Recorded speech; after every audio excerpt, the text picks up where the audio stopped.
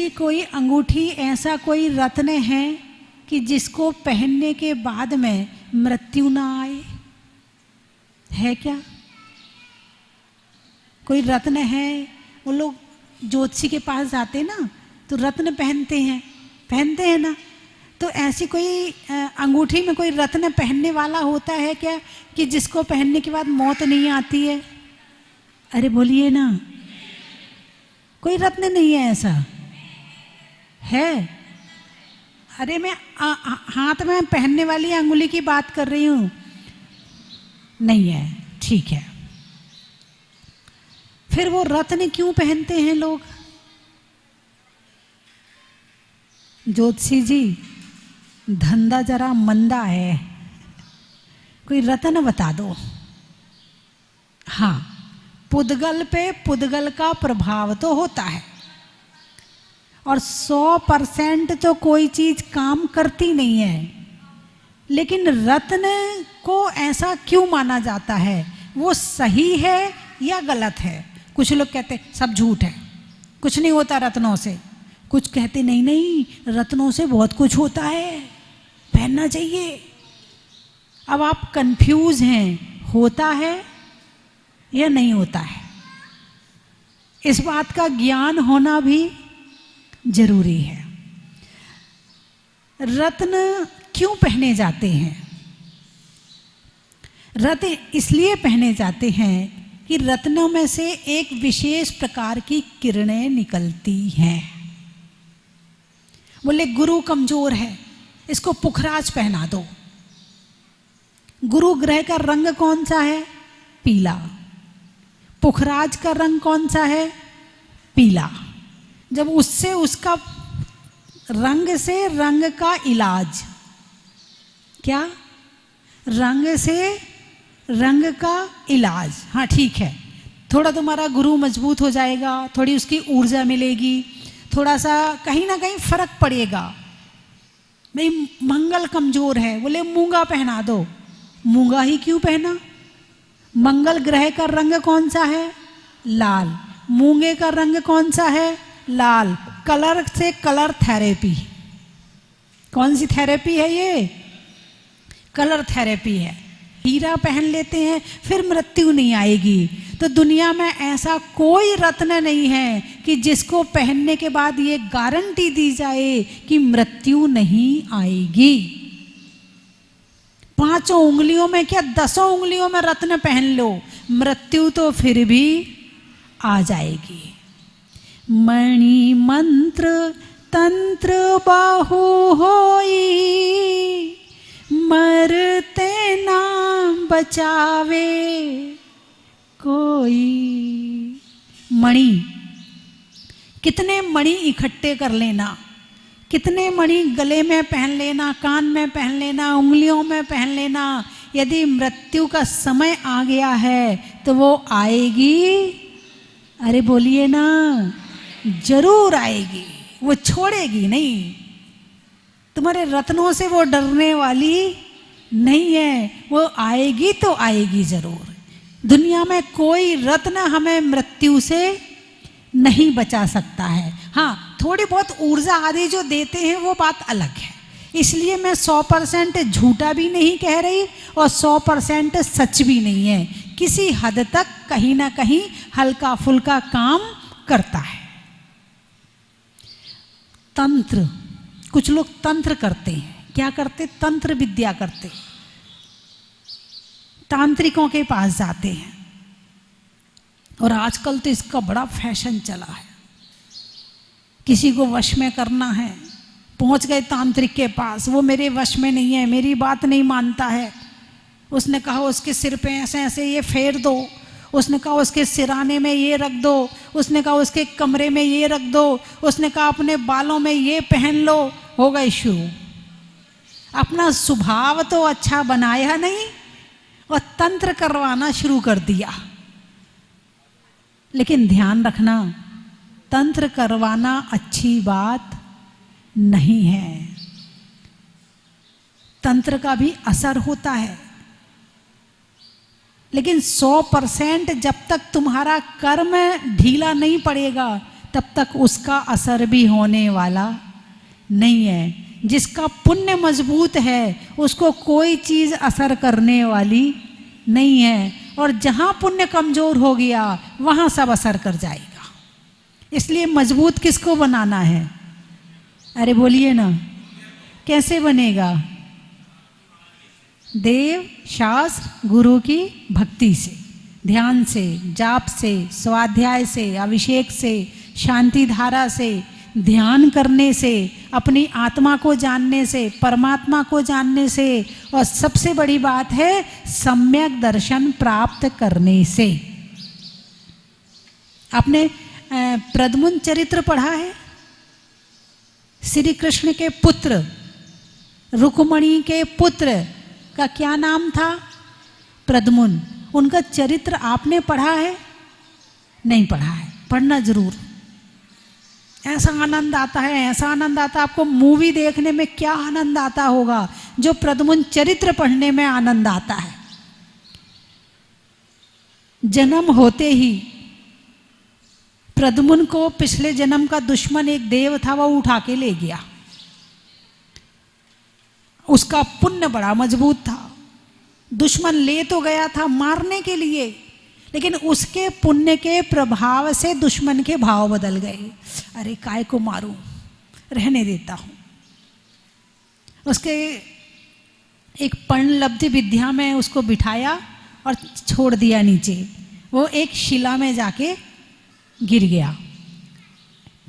चोट नहीं आई, क्योंकि पर्णलब्धि विद्या धीरे धीरे धीरे करके नीचे ले जाती है। अब क्या हुआ?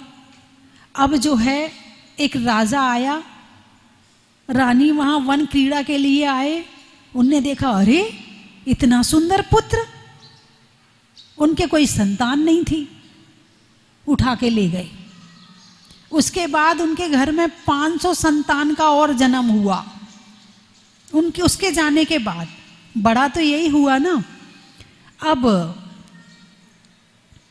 जब प्रद्युम्न बड़ा हुआ, उनके घर के और बच्चे बड़े हुए, और बात खुल गई कि प्रद्युम्न तो लाया हुआ है। तो वैसे भी सबको बड़ी ईर्ष्या होती थी, इसको ज़्यादा चाहते और हमें नहीं चाहते हैं। तो 500 जो भाई थे उनने मिलकर उसको मारने की योजना बनाई। किसने? भाइयों ने। ईर्ष्या बहुत बड़ी चीज है, बहुत बुरी चीज है।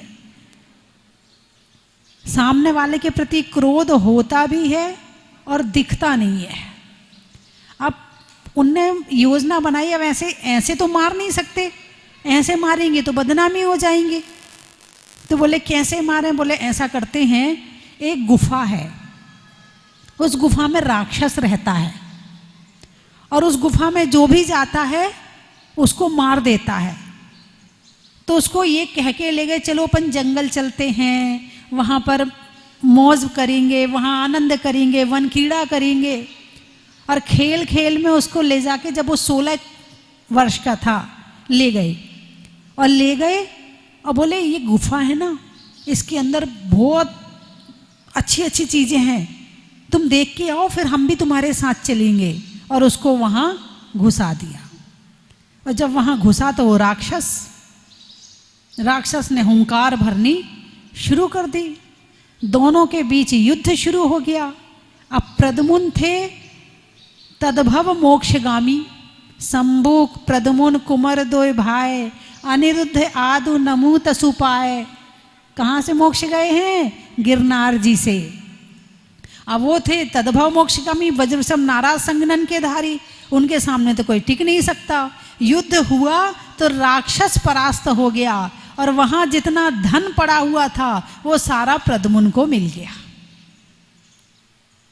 किस लिए भेजा था? अरे बोलिए ना, मारने के लिए। क्या हुआ? धन मिल गया, उल्टा और हो गया। धन की पेटियां लेके बाहर आ गया। अब वो सारे भाई एक दूसरे का मुंह देखें। अब वहां तो खुशी बता रहे हैं। अब उसके बाद अभी नहीं मरा, चलो दूसरी बार दूसरी गुफा में ले गए। वहां एक देव रहता था। वहाँ एक सिंहासन रखा हुआ था किसी पुराने राजा का, जिसकी रक्षा देव करता था, और वहाँ पर और भी बहुत सारी चीज़ें थी। तो वो देव इंतजार कर रहा था प्रद्युम्न का कि जिसका है उसको सौंप दूं, उसके बाद मैं इस गुफा से निकलूंगा। और कोई यदि वहाँ जाता तो वो देव उसे मार देता था, इसलिए उस गुफा में कोई भी नहीं घुसता था। फिर ले गए ये सारे के सारे मिल के उसको, बोले इस गुफा में जाओ, इसमें भी बहुत कुछ मिलेगा, पहले मिला था ना तुम्हें। उसने सोचा वहाँ तो राक्षस था, यहाँ तो देव, वो थोड़ी छोड़ेगा, वो तो मार ही देगा। अब अंदर गया तो देवता ने अपना अवधि ज्ञान लगाया, ये वही है, लेकिन ऐसे नहीं दूंगा, परीक्षा करूंगा। फिर उसके साथ भी युद्ध हुआ, प्रद्युम्न जीत गए। फिर उसने उस सिंहासन पर बिठाकर प्रद्युम्न की पूजा करी, उसके गुणगान गाए, उसे सारा सामान दिया और फिर बाहर तक लेकर आया, छोड़ने आया। फिर 500 भाई देखे, इसे तो हमने मरने भेजा था, ये तो अब सिंहासन ही लेके आ गया। ऐसे करके 1, 2, 3 कई गुफाएं, कई पहाड़, सब जगह ले गए। क्यों? प्रद्युम्न को मारने के लिए। लेकिन मार पाए? अरे बोलिए ना, मार पाए क्या? नहीं मार पाए। क्यों नहीं मार पाए? पुण्य मजबूत था, तद्भव मोक्षगामी था, पिछले जन्म का मुनि था, शक्तियां साथ चल रही थीं, इसीलिए उसे कोई भी नहीं मार पाया। चाहे तंत्र करो, चाहे मंत्र करो, चाहे कुछ भी करो, उस पर कोई असर होने वाला नहीं है। बात समझ में आई कि नहीं आई? यदि आ गया है समय तो कितने तंत्र कर लेना। तंत्र जानते हो हैं? जब शब्दों की सिद्धि के द्वारा किसी देवता को सिद्ध किया जाता है और उसके द्वारा जो काम कराया जाता है उसको कहते हैं तंत्र। या फिर जो वस्तुएं होती हैं तो हर वस्तुओं का गुण अलग अलग होता है, तो किस वस्तु का क्या गुण है, क्या इफेक्ट करेगी, इस बात का ज्ञान होने के बाद उस वस्तु के द्वारा कार्य करवाना, ये कहलाता है तंत्र। बोले काले काले उड़द रख दो, बोले नींबू फेंक दो, बोले मिर्ची फेंक दो, यही तो करवाते हैं। और क्या करवाते हैं? कुछ मंत्र पढ़ करके और वो करवा देते हैं। तो तंत्र बहुत बुरी चीज है वैसे देखा जाए तो, लेकिन धर्म की रक्षा के लिए इसका प्रयोग भी कभी कभी किया जाता। किसके लिए? धर्म की रक्षा के लिए। एक जगह पर एक मुनिराज के साथ में किसी अन्य का वाद विवाद धर्म पर चल रहा था। तो जब वाद विवाद में वो दूसरा जीत नहीं पाया तो दूसरे ने क्या किया कि मुनिराज के कमंडल में मछली पैदा कर दी। इस नाम मुझे याद नहीं है, ये सब शास्त्रों की बात बता रही हूँ मैं आपको। मछली पैदा कर दी और बोले काय के मुनियों, कमंडल में तो मछली रखते हो और ऊपर से कहते हो कि हम अहिंसक हैं, हम अहिंसक हैं। अब मुनिराज के मन में आया, इसने मछली पैदा कर दी है। अब यदि मुनिराज के पास में तंत्र विद्या नहीं होगी तो वो धर्म की रक्षा नहीं कर सकते और धर्म बदनाम हो जाएगा, हिंसक बन जाएंगे। बोले हम और मछली दूर दूर तक नहीं है, एक दिन में एक बार आहार लेने वाले, ऐसे दुनिया में एक चींटी की भी रक्षा करने वाले हम और मछली दूर दूर तक नहीं है ऐसा। और उन्होंने अपने विद्या के प्रभाव से कमंडल में जो मछली थी उसके फूल बना दिए। क्या बना दिए? फूल बना दिए। उन्होंने कहा खोलो तुम्हारा कमंडल, देखो। उन्होंने कमंडल उल्टा किया, उसमें से फूल गिरने लगे। क्या गिरने लगे? फूल। अब यदि यहाँ पर मुनिराज के पास में शक्ति ना हो तो धर्म की रक्षा नहीं कर सकते। तो यदि तंत्र यदि है भी, उस शक्ति को आप रखते भी हैं, तो उस शक्ति का प्रयोग केवल धर्म की प्रभावना और धर्म की रक्षा के लिए होना चाहिए, किसी दूसरे का बुरा करने के लिए नहीं होना चाहिए। तंत्र हमें किसी दूसरे के लिए यदि तुम करवाते हो तो क्या तुम बच जाओगे? हम किसी के लिए गड्ढा खोदेंगे तो हमारे लिए गड्ढा पहले से खुदा हुआ है, इसलिए किसी का बुरा मत करो। तंत्र के माध्यम से भी किसी का बुरा मत करो। किसी के सुख से क्यों जलते हो? सामने वाला सुखी है, तुम्हें क्यों कष्ट हो रहा है? उसका पुण्य है, वो सुखी है, रहने दो उसे। तुम भी पुण्य करो, तुम भी भगवान की भक्ति करो, सम्यक दर्शन प्राप्त करो, सुख तुम्हारे पीछे पीछे आ जाएगा। तुम किसी और से क्यों जल रहे हो? जलने पर ही तो ये काम होते हैं। अरे बोलिए ना, किसी की दुकान चल रही हो, बुरा लग रहा है, मेरी नहीं चल रही उसकी चल रही है, करवा दिया कुछ। नहीं, आपकी बात नहीं करी जो आप लोग यहाँ बैठे हैं, ये तो किसी और की बात है। और किसी का बुरा करोगे और तुम्हारा बुरा आज नहीं तो कभी ना कभी जरूर होगा, इसलिए तंत्र आदि भी नहीं करनी चाहिए। ठीक है, तो मणि मंत्र तंत्र बहु होई, कितने तंत्र कर लेना, लेकिन मृत्यु से बचने वाले नहीं हो। दुनिया में ऐसा कोई तंत्र नहीं है कि जो तुम्हें मौत से बचा सके। जो यदि तंत्र से बच सकते तो जितने तांत्रिक हैं वो आज जिंदा होते। बोलिए ना, जो तांत्रिक हैं वो तो जिंदा होते ना, बाकी लोग मर जाते। तंत्र में ताकत है तो तुम ही जिंदा रह के बताओ ना। तुम ही अब ये तंत्र अपने ऊपर प्रयोग कर लो ना। लेकिन जो तांत्रिक होता है उसकी मृत्यु बहुत खराब होती है, बहुत खराब होती है।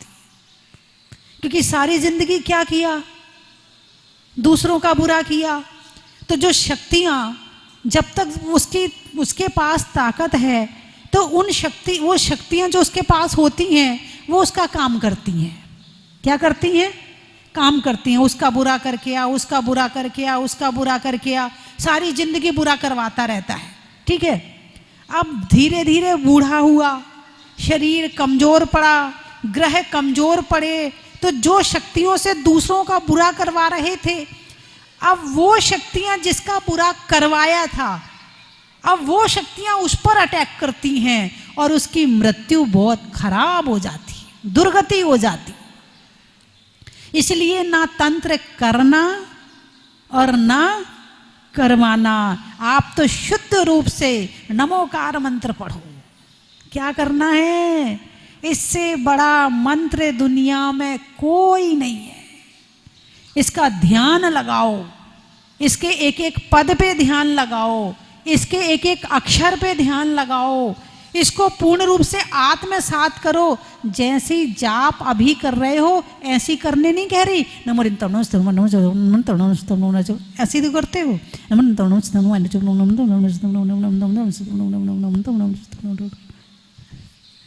ऐसे तो पढ़ते हो नहीं, ऐसे नहीं पढ़ना है। तुम्हारी टीवी कैसे चलती है? जब सारे तार सही जगह पे जुड़े होंगे तभी तो टीवी चलती है। उसमें लाइट भी हो, उसमें करंट भी हो, उसमें चालू करने की बटन भी सही हो, उसमें सारी तुम्हारा डिश भी सही हो, एंटीना भी सही हो, तब कहीं जाके उसमें चित्र, अरे बोलिए ना, तभी चित्र आते हैं, है ना। उसके पहले चित्र नहीं आते। और यदि मान लो थोड़ा गड़बड़ हो जाए तो आवाज आनी बंद। चित्र तो आ गए, आवाज नहीं आ रहे। कभी कभी आवाज आती है, अरे बोलिए ना, चित्र नहीं आते। तो उसका सारा सिस्टम सही होना जरूरी है, तब आपको चित्र भी आएगी, दिखेंगे, और आवाज भी आएगी। ऐसे ही ये नमोकार मंत्र चित्र सहित, शब्द सहित, भाव सहित हमारे अंदर में उतर जाएगा, तब आनंद आएगा। अभी आपने नमोकार मंत्र का आनंद लिया कहाँ है? अभी आपने आत्मा से नमोकार मंत्र पढ़ा कहाँ है? दुनिया में सबसे बड़ा तंत्र, मंत्र, यंत्र, दुनिया की सबसे बड़ी शक्ति यदि कुछ है तो वो नमोकार महामंत्र है। यदि तुम नमोकार मंत्र पढ़ रहे हो तो तुम पे कोई तंत्र असर नहीं करेगा। यदि तुम्हारे घर में नमोकार मंत्र का कैलेंडर टंगा है तो वो तंत्र शक्ति वापिस भाग जाएगी। यदि तुम्हारे घर में 27 बार नमोकार मंत्र का उच्चारण अथवा 108 बार नमोकार मंत्र की माला का उच्चारण तुम्हारे घर में प्रतिदिन होता है तो तुम्हारे घर में किसी और शक्तियों का प्रवेश होने वाला नहीं है। तुम करो तो नमोकार मंत्र को सही ढंग से। इससे बड़ा तंत्र मंत्र यंत्र जंत्र दुनिया में कोई है ही नहीं है। तुमने इसकी शक्ति को अभी प्रयोग नहीं किया है। प्रयोग का मतलब ये नहीं कि किसी दूसरे पे मारने फेंकने का करना है, नहीं, इसकी साधना करनी है। क्या करना है इसकी? हाँ, साधना करनी है। और इसकी साधना जिसने कर ली, साधना का मतलब सिद्ध नहीं करना है, केवल इसे ध्यान में लेना है बस। और ध्यान में लेकर के आनंद लेना है तो शक्तियां अपने आप प्रकट हो जाएंगी। और ये नमोकार मंत्र यदि आत्मा से भावों से पढ़ लिया और इस जन्म में आपने आत्मा से भावों से नमोकार मंत्र पढ़ने की शुरुआत कर दी तो केवल ये नमोकार महामंत्र आपको केवल ज्ञान प्राप्त करा देगा।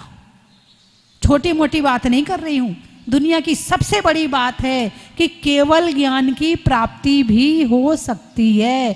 किससे? नमोकार महामंत्र से। केवल नमोकार महामंत्र, अष्ट प्रवचन मात्रिका, केवल नमोकार महामंत्र से। लेकिन भाव रूप, जब नमोकार महामंत्र से केवल ज्ञान हो सकता है तो ये छोटी मोटी चीजें तो बड़ी वैसे ही बात है, इसमें कोई बड़ी बात नहीं है। आप नमोकार मंत्र को छोटा मत समझना, कहीं भटकने की जरूरत नहीं पड़ेगी, मगर इसका पाठ, इसका उच्चारण, इसका भाव, इसका अर्थ, इसकी गहराई में घुसना। बात समझ में आई कि नहीं आई? अरे बोलिए ना, है ना। यदि नमोकार मंत्र एक कलकत्ता के में एक सुना था मैंने, कलकत्ता के पास कोई गांव था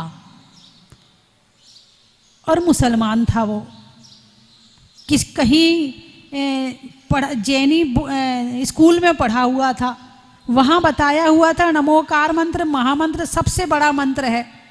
उसने उसका जब वो बड़ा हुआ पढ़ के अपने घर पहुँचा तो एक दिन वहाँ किसी को सर्प ने काट लिया तो उसने सुना था कि नमोकार महामंत्र सबसे बड़ा महामंत्र है, जहर भी उतर जाता है। तो उस दिन से वो नमोकार मंत्र मुसलमान रोज पढ़ने लगा था, रोज उस साधना करता था, उसकी रोज पढ़ता था उसको।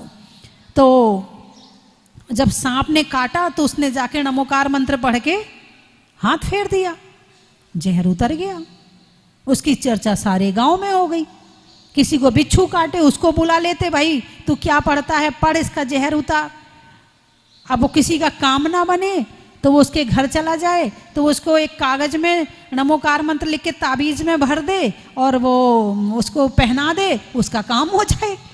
अब वो पूरे गांव में फेमस हो गया। अब गांव से शहर में चला गया, उसकी कीर्ति शहर में चली गई। एक दिन कोई जैनी पहुंचा उसके पास में तो उसने अपनी समस्या बताई। बोले तुम जैन हो? बोले हाँ मैं जैन हूँ। बोले तुम्हारे नमोकार मंत्र तो देता हूं मैं।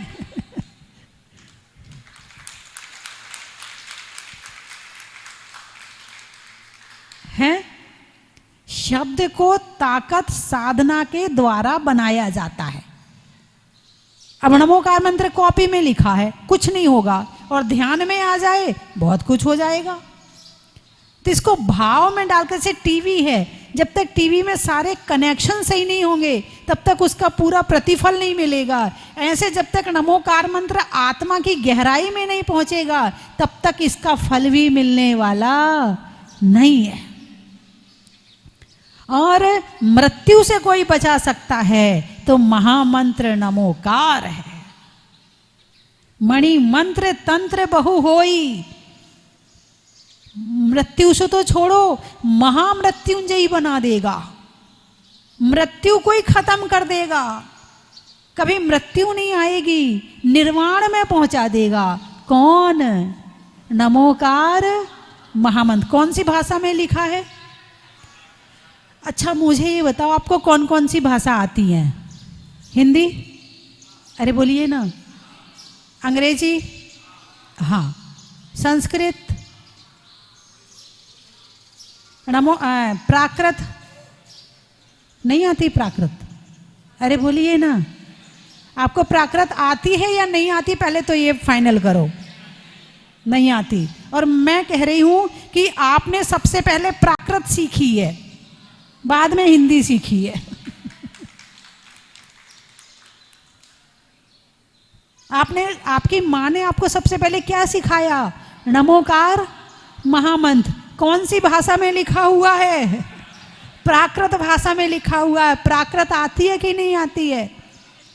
अभी जनगणना शुरू होने वाली है और जनगणना में प्राकृत का एक कॉलम आएगा, उसमें पूछा जाएगा आपको आती है या नहीं आती है।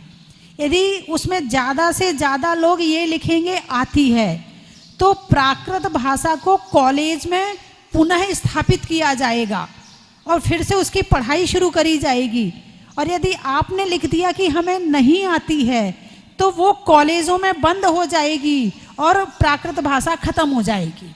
तो आपको क्या करना है? अब मैं आपसे पूछ रही हूं, प्राकृत आती है? तो जनगणना के कॉलम में क्या लिखना है? आती है। प्राकृत और प्रकृति जुड़ी हुई है। जो प्रकृति से मिली है वो प्राकृत भाषा है, और हमारे जो सबसे पहले ग्रंथ लिखे हुए हैं वो प्राकृत भाषा में लिखे हुए हैं, संस्कृत में बाद में लिखे हैं।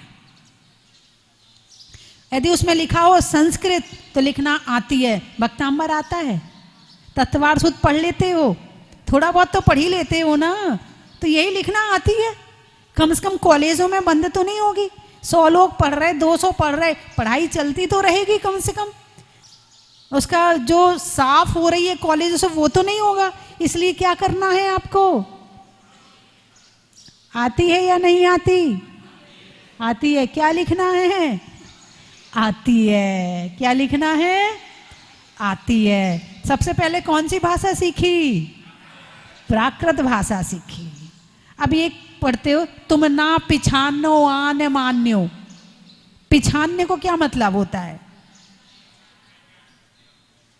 वो छोटा बच्चा होता है ना, यदि वो कोई चीज पहचान नहीं पाता तो क्या कहता? मैंने नहीं पिछाना, मैंने नहीं पिछाना। यही तो कहता है। यही तो प्राकृत है। जो भाषा, और फिर उसको उसकी व्याकरण भी है, प्राकृत की व्याकरण भी है, पूरा उसका कोर्स है पूरा। यदि आप पढ़ो तो आपको बड़ा अच्छा लगेगा। जो लोग घर में रह रहे हैं और जो लोग पढ़ाई नहीं कर रहे, केवल गृहस्थी में रह रहे हैं, वो लोग इसी उम्र में पढ़ाई शुरू कर दें, कोई दिक्कत नहीं है। मैं 3 चीजें बोलूंगी, आपको कहना बड़ा ही महत्व है। गाय की सार का, मंदिर के द्वार का, और मंत्रों में नमोकार का, लिखने में खत का, मकान की छत का, और भाषा में प्राकृत का, अनाज में दाने का, इनाम में पाने का, और 4 भाषा आपको आने का। कहाँ से आए हैं? इंदौर। आम की बौर का, खाने में कौर का, और आने वालों में इंदौर का। मेरठ। वृक्षों में बटका, लुहार में खटखट का, और आने वालों में मेरठ का।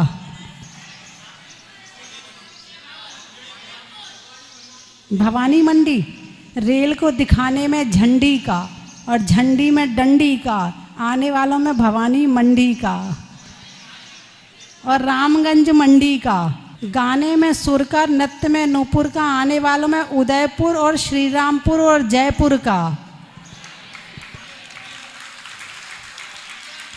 राजा में दासी का, रात्रि में शशि का, और आने वालों में झांसी का। खेत में खाद का, भोजन में सलाद का, और आने वालों में औरंगाबाद का। बड़ा ही महत्व है। सिकंदराबाद। अच्छा, देने में दाद का, नहीं होने में विवाद का, और आने वालों में सिकंदराबाद का। बड़ा ही महत्व है।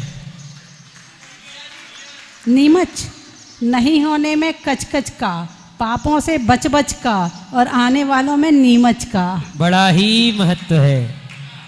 उड़ने में यान का, और बच्चों के लिए बनियान का, और आने वालों में धूलियान का। बड़ा ही महत्व है। गया जी, गया, जीवन में दया का, जीवन में दया का, नारी में हया का, और आने वालों में गया का। बड़ा ही महत्व है। नोएडा, गर्मी में घड़ा का, भोजन में बड़ा का, और आने वालों में नोएडा का। बड़ा ही महत्व है। बच्चों में कट्टी का, साबुन की बट्टी का, और आने वालों में नलहट्टी का। बड़ा ही महत्व है।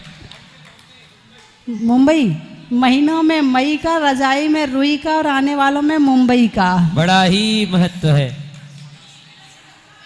पीने में पानी का, रिश्तों में नानी का, और आने वालों में सिवनी का। बड़ा ही महत्व है। अशोकनगर, पानी में मगर का, चलने में डगर का, और आने वालों में अशोकनगर का। बड़ा ही महत्व है। सिरदर्द में बाम का, व्यापारियों में दाम का, और आने वालों में रतलाम का। नहीं करने में आशा का, नहीं होने में निराशा का, और आने वालों में मोड़ासा का। बारिश में छाता का, बैंक में खाता का, और आने वालों में कोलकाता का। बड़ा ही महत्व है। गाने में सुर का, देवों में असुर का, और आने वालों में जाजपुर का। बड़ा ही महत्व है। महिलाओं में कड़ा का, भोजन में बड़ा का, आने वालों में साग बाड़ा का। बोलिए 24 भगवान की। जो भव्य दिव्यता इस क्षेत्र की माताजी द्वारा हुई है, तभी मैंने सोचा था कि मेरे तरफ से मैं कुछ हाथ बार इसमें दे सकता हूँ तो मैं ज़रूर देने की कोशिश करूँगा। इसीलिए मैंने आज 2 काम किए, हाथ बार तो दिया और साथ ही में मुनीश्वरनाथ बाबा का अभिषेक मैंने और मेरे पूरे परिवार ने बहुत भक्ति भाव से किया है। तो मैं माताजी को पुनः से एक बार धन्यवाद देने वाला हूँ कि आने वाले पीढ़ी के लिए जो ये क्षेत्र आपने बनाया है ये सही में अलौकिक है, अद्भुत है, और हम आगे भी इसके दर्शन को यहाँ आते रहेंगे। और आपका और साथ ही मुनीश्वरनाथ बाबा का हमारे ऊपर, हम मेरे पूरे परिवार पर आशीर्वाद बना रहे, ये मैं आपसे प्रार्थना करता हूँ। हम लोग झांसी से सपरिवार यहाँ पर आए हैं और 8 वर्ष पूर्व मेरी माताजी ने एक इच्छा जाहिर की थी कि जब मेरे तीनों बच्चे सही सेटल हो जाएंगे, सबका विवाह हो जाएगा और उनके बच्चे हो जाएंगे, तो मैं सपरिवार, आज हम सपरिवार माताजी के दर्शन करने आए हैं और मुनि सुब्रतनाथ भगवान के चरणों में अपनी विनयांजलि अर्पित करने आए हैं।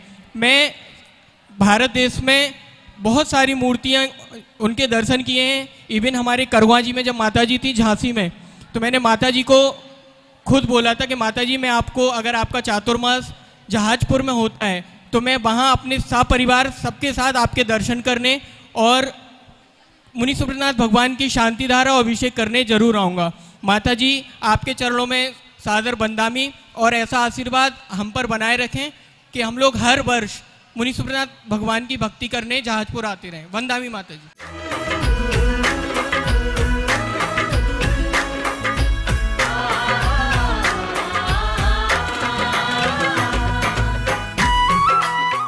संयम, तप, त्याग एवं साधना का महापर्व, जैन समाज का महापर्व, पर्वादिराज पर्युषण महापर्व आने वाली 8 सितंबर से 17 सितंबर तक मनाने जा रहे हैं।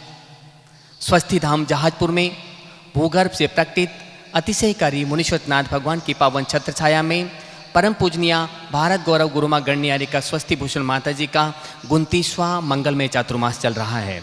पूज्य गुरुमा के सत्संग पावन सानिध्य एवं पूज्य माता जी की संगस्था बाल ब्रह्मचारिणी प्रियंका दीदी के कुशल नेतृत्व में, निर्देशन में यहाँ पर 10 लक्षण महापर्व में एक श्रावक संस्कार एवं साधना शिविर का आयोजन किया जा रहा है। मैं चाहता हूँ आप यहाँ पधारें और इस शिविर में बैठ करके अपने आप को रिचार्ज करें। मुझे आशा ही नहीं पूर्ण विश्वास है यहाँ आकर के जब आप शिविर में साधना करेंगे और बड़े बाबा की भक्ति करेंगे तो एक नई ऊर्जा, नई स्फूर्ति, नई चेतना आपको मिलेगी। यहाँ पर सभी शिविरार्थियों के आवास एवं भोजन की व्यवस्था क्षेत्र समिति के द्वारा की जा रही है। बंधुओं, आप नीचे जो लिंक दिया जा रहा है इस पर अपना रजिस्ट्रेशन कर सकते हैं, अपनी सूचना इस फ़ोन नंबर पर दे सकते हैं। धन्यवाद।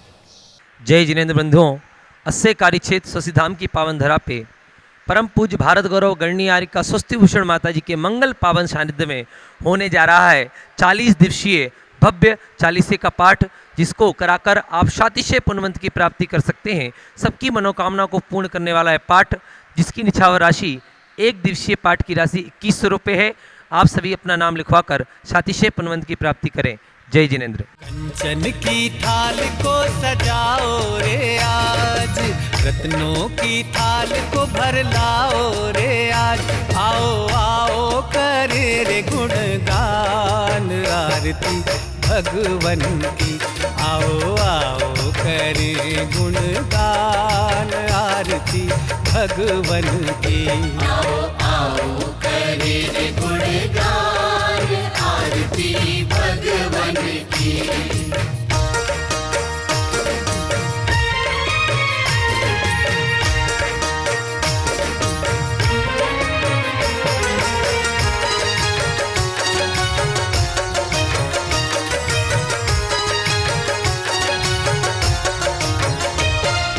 पिता सुमित्र के राज दुलारे, माँ पद्मा जी के नैनों के तारे। पिता सुमित्र के